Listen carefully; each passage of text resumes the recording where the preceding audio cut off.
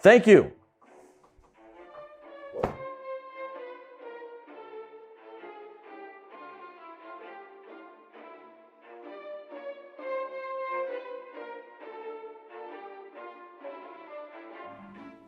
(2020). That means 1980 is 40 years ago. Can you believe that it's been 40 years since The Empire Strikes Back came out? Think back.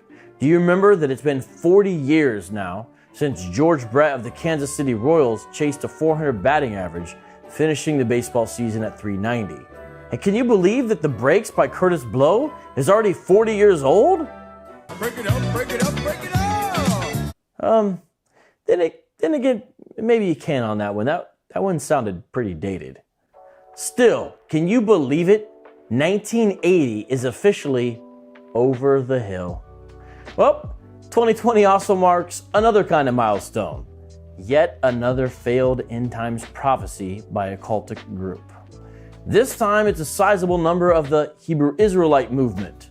Note, I didn't say all or even most, but rather that a sizable number have been telling us now for a few years that the curses and captivity of the so-called Hebrew Israelites will end in 2019.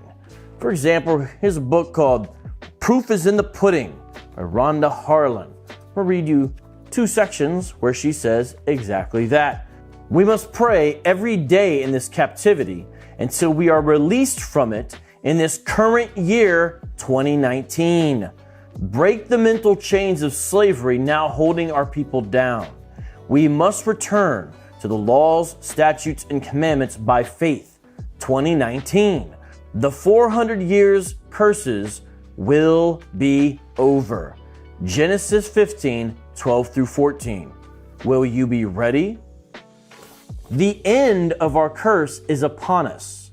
The official dates of the slavery in the United States of America began August 1619. 400 years later would be 2019.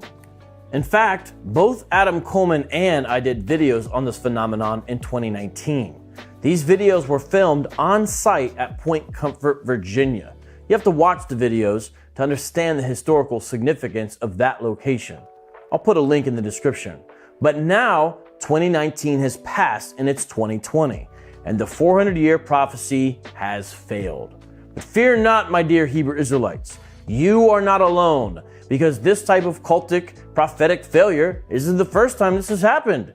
For example, did you know that in February 1835, Joseph Smith, founder of the Church of Jesus Christ of Latter-day Saints, better known as the Mormons, predicted Jesus would return within 56 years before 1891. You may have heard that the Watchtower Bible and Tract Society, or the Jehovah's Witnesses, have predicted the coming of Christ at least 5 times by most counts within their first century of existence. That's not even including some of their other failed predictions, such as falsely predicting the resurrection of Abraham and other ancient figures in the late 1920s and 30s. The Jehovah's Witnesses even bought a house in San Diego for Abraham and friends in 1929 for when they were supposed to return. It was called Beth Sarim. It was called the House of Princes, which they later sold in 1942. This time, however, the false prophecy falls at the feet of certain members of the Black Hebrew Israelite community. A sizable number of Black Hebrew Israelites promoted the idea that their captivity would end in 2019. Some Black Hebrew Israelites who promoted this idea insinuated the return of Christ and ensuing judgment would be the mechanism by which this would happen. Other Hebrew Israelites disagreed with that aspect. For example, Elder Shadrach Porter, leader of a Toronto-based group of Hebrew Israelites, mocked this version of the 400-year prophecy being promoted by some of his fellow co-religionists in an interview which has almost 160,000 views at the time of this recording. End of the 400 years, what are we looking at? The Messiah coming? What is going to happen at the end of the 400 years? Oh, we hear that all the time. All you need to go is go on YouTube. And hear the Messiah coming. Mm-hmm. But when the man Jesus was asked the question, he said he doesn't know. other Hebrew Israelites claim 2019 will mark the restoration of God's people in some significant way. But most Hebrew Israelites who talked about this prophecy kept it vague. It has to be more than a coincidence that the 400-year curse pronounced on Israel ends sometime in 2019. Or maybe they would say the 400-year curse ends sometime in 2019. Or they might say something big is going to happen to fulfill this prophecy. Or our captivity will end in 2019. Or time is almost up. But they never clearly defined what they meant. For example, Hebrew Israelite author Dante Fortson writes that the fulfillment of the 400-year prophecy is, quote, that the prayer lines open up in 2019 because the curse will end, end quote. And, quote, the only thing you should expect is that sometime in 2019, we can start calling out to the Most High again as a people. In one of his multiple videos discussing the 400-year prophecy, Fortson implies part of the fulfillment of the prophecy will be a, quote, shift in attitude towards true Israel, end quote. In the same video, Fortson hints that events such as the president of Ghana announcing 2019 as the year of return may indicate that the Black Hebrew Israelites of America must first go into Africa before they return to the land of Israel, as if perhaps West Africa could be equivalent to their own wilderness journey. Fortson, along with many other Black Hebrew Israelites, also seems to believe that current talk about reparations could be a possible fulfillment of Genesis 15:14. And also that nation, whom they shall serve, will I judge, and afterward shall they come out with great substance. It's stuff like this that has helped Dante earn a well-deserved nickname, 400 Years Fortson. By this time, you're probably wondering, how did the Hebrew Israelites who promoted this now failed prophecy come up with this date? Honestly, it's kind of confusing. Seriously, you'll see what I mean. But here we go. Almost all Hebrew Israelites who touted 2019 as an especially prophetic year began in Genesis 15:13. And he said unto Abraham, know of a surety that thy seed shall be a stranger in a land that is not theirs, and shall serve them, and they shall afflict them 400 years. The next move some proponents of the 400-year prophecy make is to argue that the descendants of Abraham did not experience 400 years of slavery in Egypt. For example, in this book, Hebrew Israelite by 5 Undeniable Proofs by Dr. Trevor Udenis, he says that exact thing. To whom does the probability of the curses refer? Genesis 15:13-14. 400 years of slavery in Egypt wasn't it? The answer is no, because they were not in Egypt for 400 years under a wicked Pharaoh, or in slavery for 400 years, but we were. I've heard directly with my own ears many Hebrew Israelites explicitly blame the movie The 10 Commandments for belief in the 400 years date, seemingly ignoring a possible confirmation of that number, Acts 7:6. And God spake on this wise, that his seed should sojourn in a strange land, and that they should bring them into bondage, and entreat them evil 400 years. Quick caveat, to be fair, there is some legitimate debate amongst historians on the question of the length of time of Hebrew bondage in Egypt. Some scholars land on about 400 years, or 430 more precisely, and others go with 215 years or so. To better understand these issues, I recommend Professor Jack Riggs' 1971 article on the subject, linked in the description below. But back to our Hebrew Israelite friends. The specific Hebrew Israelites who are proponents of the 400 years prophecy continue their argument this way. Since the Israelite captivity in Egypt was not 400 years, and yet 400 years were prophesied, the 400 years in captivity prophecy still must be fulfilled, since we know God's word is true and prophecy can't fail. The next step some of these Hebrew Israelites make is to then misuse Deuteronomy. You can't even pronounce. I've been saying that for years. I mean the right way. The next step some of these Hebrew Israelites make is to then misuse Deuteronomy 28:68 to claim that the United States is, in some sense, a new Egypt for the true biblical Israelites. For example, Hebrew Israelites by 5 Undeniable Proofs by Dr. Trevor Udenis. I'm going to turn now to page 114. What is the probability of all these things occurring to one group of people 3,000 years after it's written? Deuteronomy 28:68 taken into slavery by ships for 400 years. The people called Afro-Caribbean, Afro-American are the only people who fit each and every prophecy perfectly. I challenge you to find another. There is none. And here is an example by Elder Shadrach, leader of the Israelite Nation Worldwide Ministries. it means that the United States of America is Egypt. If you read the Bible, it will tell you that.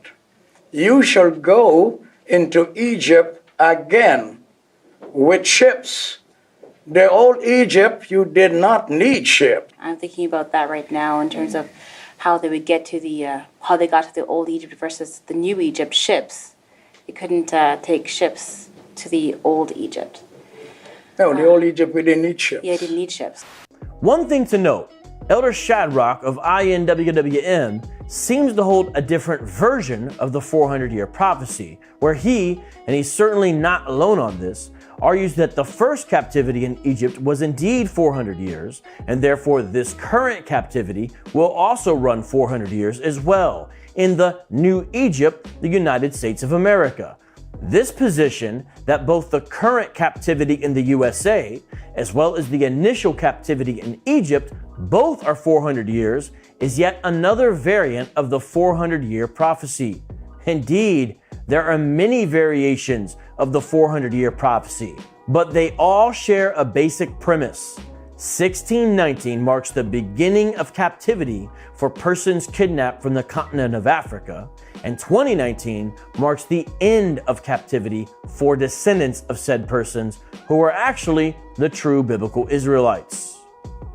Now, not to be outdone, other Hebrew Israelite advocates, such as the End of the World Ministries, believe much of the 400-year prophecy has already been fulfilled and is currently in the process of being fulfilled further. Personally, I do not believe that much of the 400-year prophecy has started to be fulfilled. Personally, I do believe that much of the 400-year prophecy has started to be fulfilled. I do. I believe we're seeing the beginnings of the fulfillment of the 400-year, the end of the 400 years. However, End of the World Ministries claims if you have, quote, European training, you will never be able to see the fulfillment of the 400-year prophecy until it is too late, when the great and final war is brought to America's shores in order to judge the U.S. The final piece of the puzzle of knowing if the 400-year captivity is at an end is the coming war between America and Iran and their allies. Teo has taught this before you all knew this would be an issue between America and Iran. As an example of this fulfillment, End of the World Ministries talks about people migrating to countries such as Gambia and Sierra Leone as, quote, a partial fulfillment of the 400 years prophecy. But you must understand, not only is the year of return happening, right? You're going to see other things happening. There's a call to return where? There's a call to return to Africa. This is part of the fulfillment of us leaving the lands of our captivity. Frankly, End of the World Ministries and other Hebrew Israelite groups like them want to have it both ways in regards to date setting for the full fulfillment of the so-called 400-year prophecy. They want to make a big deal about 2019 and now even 2020, but without giving any meaningful specifics until after the fact. This, my friends, is a cheap trick. Don't be fooled. Now, let me offer a final word about these new dates being offered and these recalibrations. Since it's obviously now 2020 And since obviously nothing has really happened, what are the Hebrew Israelites who promoted this 400 years prophecy saying? Some are saying that the white man has tinkered with time and therefore they blame it on the westernized calendar. Others are saying that all they really meant was that the fulfillment of the 400-year prophecy can come anytime after 400 years, not that it would happen at the 400-year mark. Others are even recalibrating, saying now that the proper date is actually August 20th, 2020. Although 1619 to 2019 makes up 400 years, we must finish the final year. Therefore, the end of the prophecy would be August 20th, and not August 2019. And so now we have, most likely, yet another false prophecy to look forward to. But the loudest voices are now promoting this idea that the 400-year prophecy was and or is being fulfilled. It's just that we can't see it. Then they look back at 2019 and find ad hoc news items they can force like so many misshapen pieces into a puzzle of their own making. It's prophecy after the fact, ladies and gentlemen, which is really no prophecy at all. One final word now I offer about the One West camps. Remember, I said this was probably not a majority position, but it certainly is a sizable number. My fellow urban apologists know this. For we couldn't go anywhere on the Hebrew Israelite sections of the internet for the past couple of years without bumping into proponents of the 400-year prophecy. They were everywhere. Here's some examples.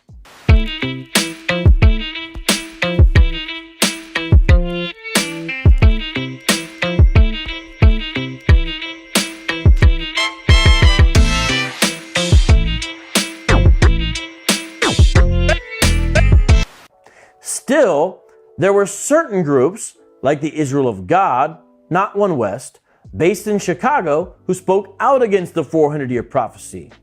And there were other groups. In fact, you know the Hebrew Israelite groups on the corner, the ones who like to yell? Yeah, those guys. We call those guys One Westers. Well, guess what? This is one they actually got right. Almost all the One West Hebrew Israelite camps came out against the 400-year prophecy before the fact. That's right. For example, here's a whole video of Rakah of GOCC debunking the 400-year prophecy. Now, his came out after the fact, but still, you get the idea. In fact, here's a video where a One West GMS Hebrew Israelite calls the 400-year prophecy a, quote, false doctrine, and says, quote, it's like the year 2000 prophecy all over again, end quote. Wait, what's that all about, you might ask? The year 2000 prophecy?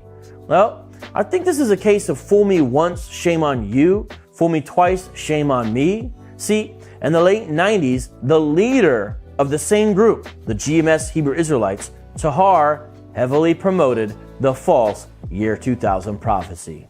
But this time around, Tahar and the GMS camp he leads are steadily against the 400 years prophecy. But back in the 90s, they were all about the year 2000 false prophecy, which claimed Yahushua was coming back to ignite a final race war in which the 12 tribes of Israel would finally slaughter and enslave all the Arabs, Asians, Africans, Indians, and Europeans who troubled them. Here's some examples of Tahar preaching that false doctrine. You're in the latter time of your kingdom. You're at the end of your kingdom. Your kingdom was supposed to go, what, to the year 2000? But look, Tahar wasn't the only one. Almost all of the One West Hebrew Israelites promoted the false year 2000 prophecy in the year 2000. In fact, I think I'll end this video with a brief montage of this false prophecy. That's all for now. Maybe I'll see you again, though, on August 20th, 2020.